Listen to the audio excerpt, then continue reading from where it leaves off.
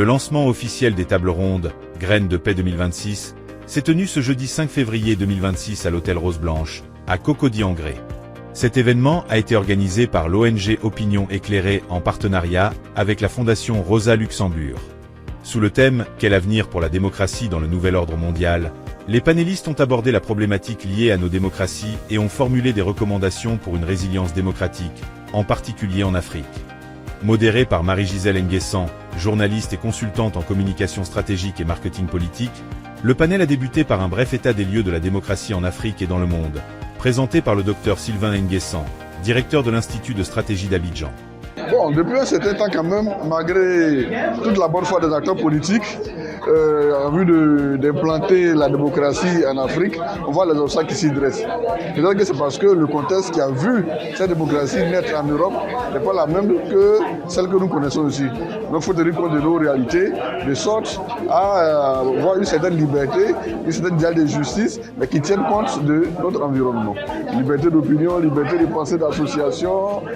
Non, on connaît tous la distribution du fruit de la coopération sociale, on connaît tous les limites. Donc, ce sont des choses à améliorer en tenant compte du contexte qui est le nôtre. Avant 90, il y a des choses qu'on ne pouvait pas faire, mais qu'on peut faire aujourd'hui. Voilà. Aujourd'hui, on peut critiquer le chef de l'État, on peut critiquer les ministres, on peut demander des comptes, on peut demander la rédivabilité. Bon, il y a des choses positives quand même. Monsieur Mathias Ungpei, expert en gouvernance politique et processus électoraux en Afrique de l'Ouest, a souligné les imperfections et les limites de la démocratie en général avant de faire ses recommandations. Le concept de démocratie pluraliste, c'est la démocratie qui part, entre autres, de l'hypothèse que la société n'est pas homogène. Si la société n'est pas homogène, c'est une obligation pour ceux qui définissent la manière de gérer cette société, de s'assurer que toutes les composantes sont prises en compte dans la manière dont la société.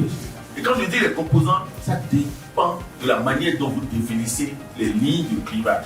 Ça veut dire que ça peut être la richesse, ça peut être l'ethnie, ça peut être la géographie. Et donc quand la société n'est pas homogène, vous mettez en place un mécanisme permettant à la société de fonctionner de manière à prendre en compte les préoccupations de toutes les composantes de la société.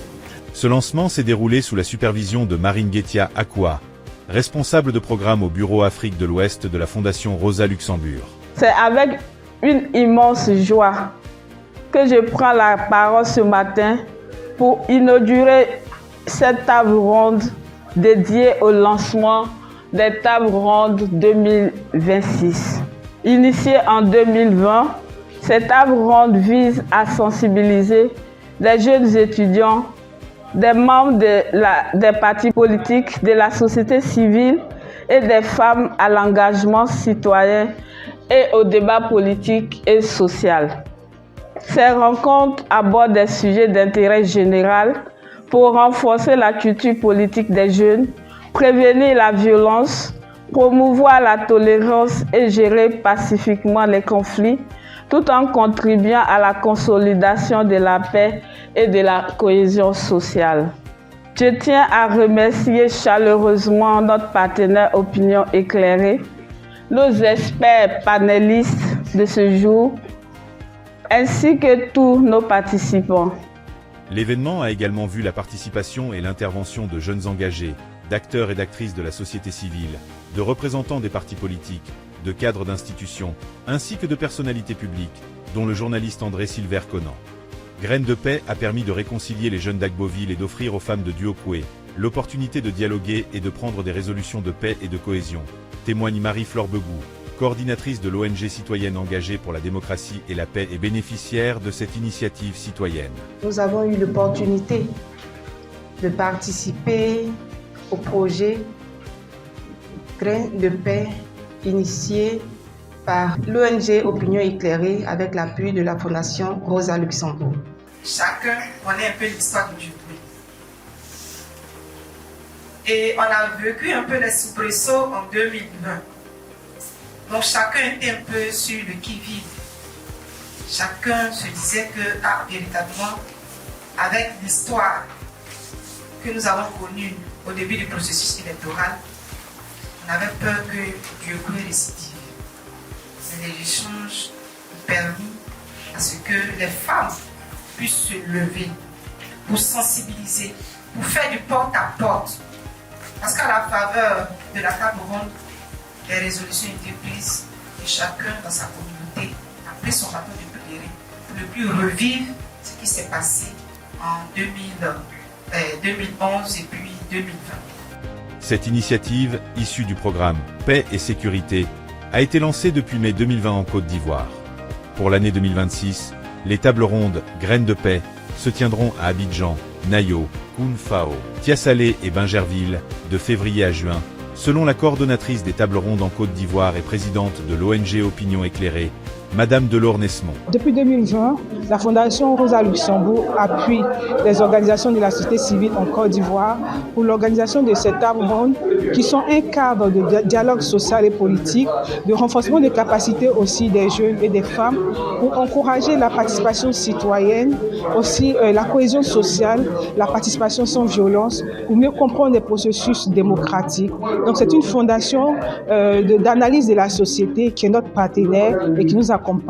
Et aujourd'hui, nous sommes à l'édition de 2026, justement, cette inauguration qui est la première étape d'une caravane qui va tourner dans des localités comme Nayo, donc après Abidjan, on sera à Nayo. Ensuite, on a Tiasalé, Bingerville, Koun-Fao, pour ne citer que celles-ci, ces localités-là.